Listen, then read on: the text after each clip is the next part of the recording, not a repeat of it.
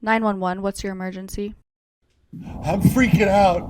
I can't stop watching these videos. And this guy won't let me turn it off. Sir, what are you talking about?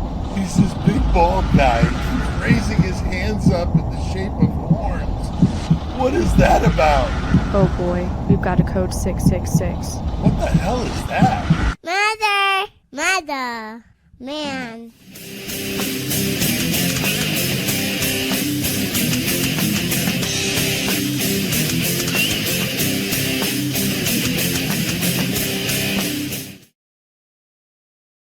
Hello there. Welcome back. Good to see you again. And I'm back with another 666 seconds of murder for you. That means this video will be less than 666 seconds or 11 minutes and 6 seconds. So whether you're back for more or a first timer in the crowd, get ready for a white knuckle trip with me today for a good true crime discussion. Tonight, wearing an Insight shirt, another band shirt. These are thrash metal band from Phoenix. So good stuff. Do me a favor though and like the video right now before we forget.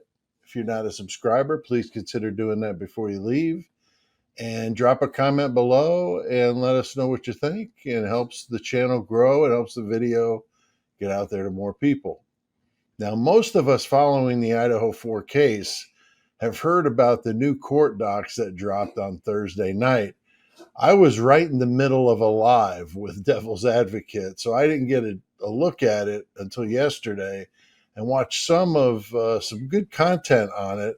So I feel like I'm a bit late to the party here, but I did have some analysis of it. Wanted to share with you my thoughts, and I'll name the people that I feel are most likely part of this alternate perpetrator stuff that we've been hearing about from Ann Taylor, the main defense attorney. Now, the document I'm going to be reading, I'm going to have some excerpts from, is easy to find online if you go to idaho.gov. I'm sure there's a more direct way to get to it, but that's where I started. It's titled Redacted Order of Defendants Offer of Proof, Alternative Perpetrators. And if I can remember, I will link to it in the description. But in basic terms, this was the judge's response to Brian Koberger's request to introduce an alternative perpetrator based on tips they received recently. And like you, my wheels were spinning right away. I mean, would it be some random person we've never heard of before, or would it be on the Idaho list of household names, if you know what I mean? Now, Judge Hippler mocks the defense for much of this document. It's pretty annoying. The bias that he exhibits is so obvious that it's really rather insulting. I mean, even the guilters have to admit it. The defense attorney, Scott Reich, who has a great channel called Crime Talk here on YouTube, he says repeatedly that judges usually sway big time toward the prosecution side. But he's also a guilter in the Idaho 4, so I don't watch him a whole lot currently, but I do like his take on other stuff. It is also referencing in this document the Meister standard, which is actually an Idaho law that covers when alternative perpetrators can be included during a trial. Now, I checked it out because I have a friend with the last name of Meister, and it made me laugh. So I did do a little bit of research to find out what it actually was.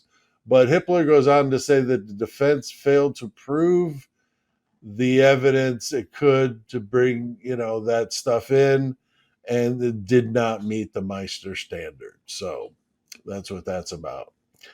Now, what blows my mind in each of these, four people referenced in the order, that they have an abundance of evidence to point the crime toward them.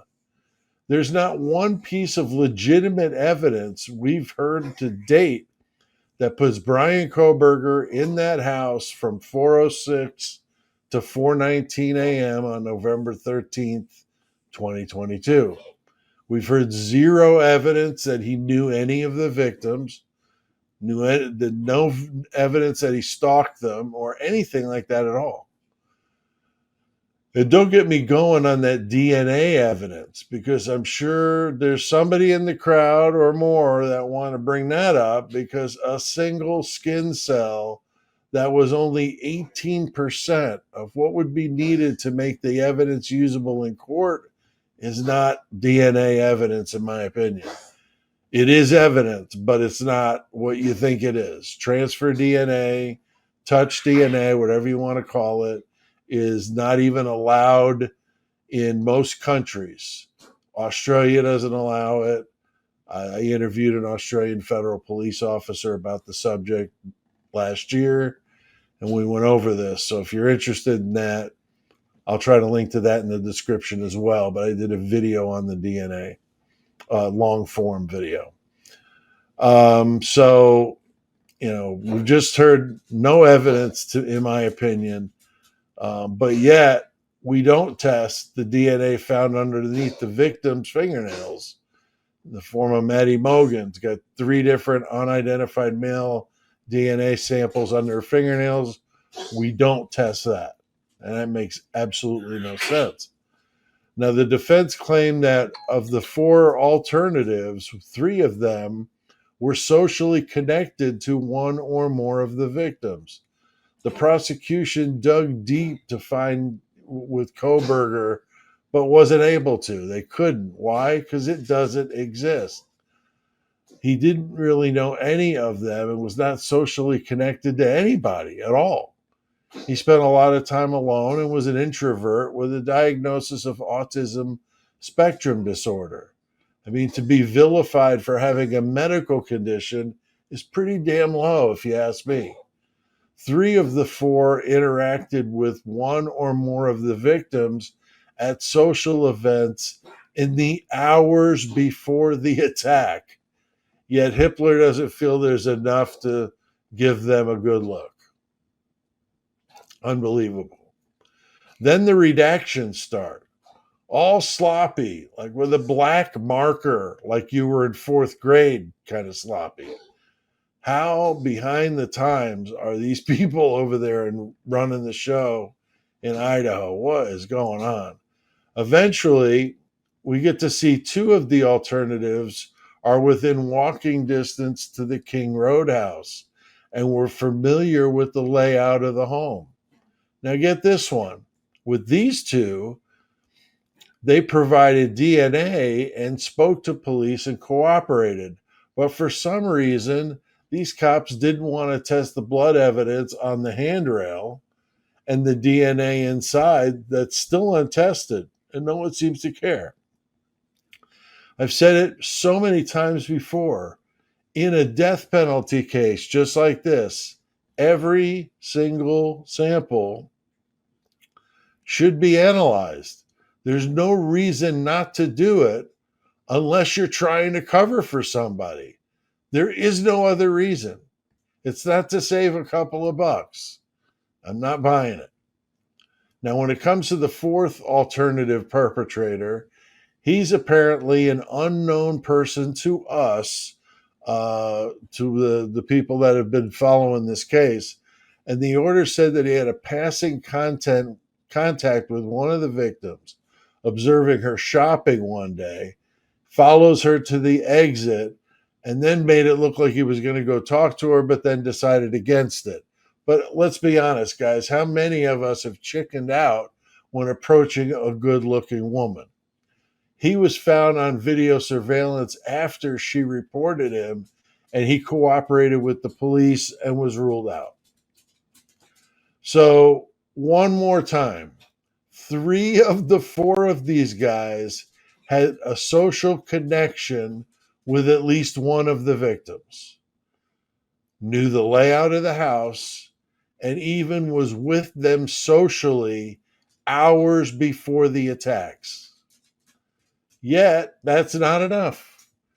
Judge Hitler goes as far as to say a juror picking one of them would be like a wild guess. Are you kidding me? It's almost always a person that the victim knows that does it.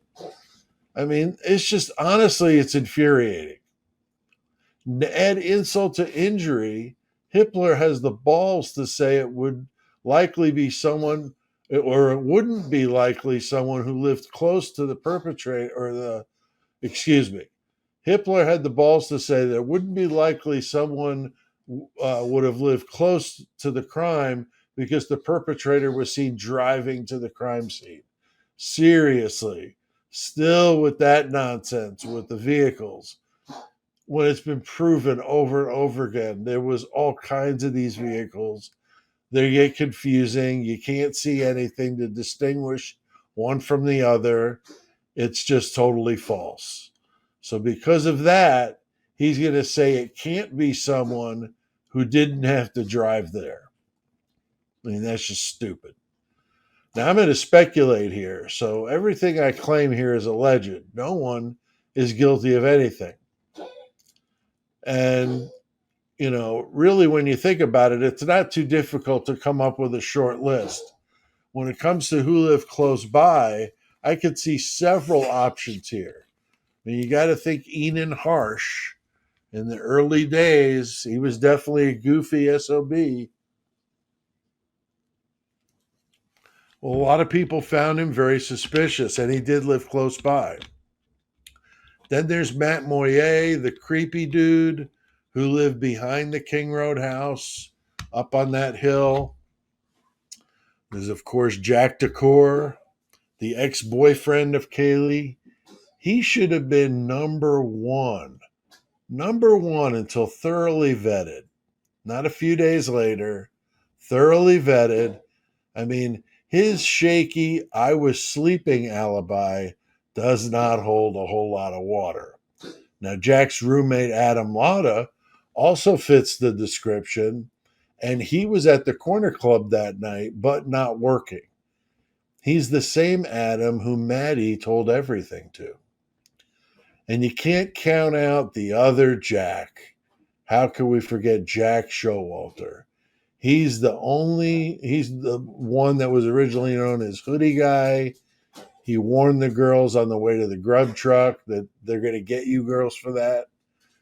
His alibi was very weak, claimed that he was driving 5 hours to Boise, where his parents' hunting cabin was.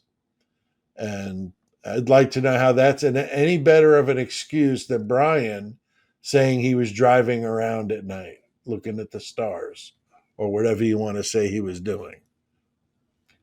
Now, lastly, the two Davids from the Sigma Chi fraternity, they were both referenced in the 4chan post as well. They would have been at the Sigma Chi party with Ethan and Xana the night before when a fight broke out between them. There are other factors when it comes to the Davids, which I've addressed in other videos on this channel. Now, if I were a betting man, I'd have to put my money on the two Davids, that they would be more likely to do this than Adam and either of the Jacks. I struggle to say that because I nearly feel the same way in picking the other three. I mean, in a case, like this, I have a hard time ruling anybody or anything out. But if I had to say who is it, I'd have to go with the two Davids. So what do you guys think? Drop a comment below. It helps. Lets me know what you think as well. And I'll be doing an Idaho 4 live tomorrow. That's Sunday, June 29th from 4 p.m. to 5:30 p.m. Central. So don't miss that. And like to talk or like to thank the membership here at the channel. You guys are amazing. The members of the Horns High Club and the Mayhem Squad. I really do appreciate your amazing help. And I appreciate everybody that watches these videos for keeping it going. And don't forget to hit that like button, subscribe, and drop a comment. And I'll see you next time.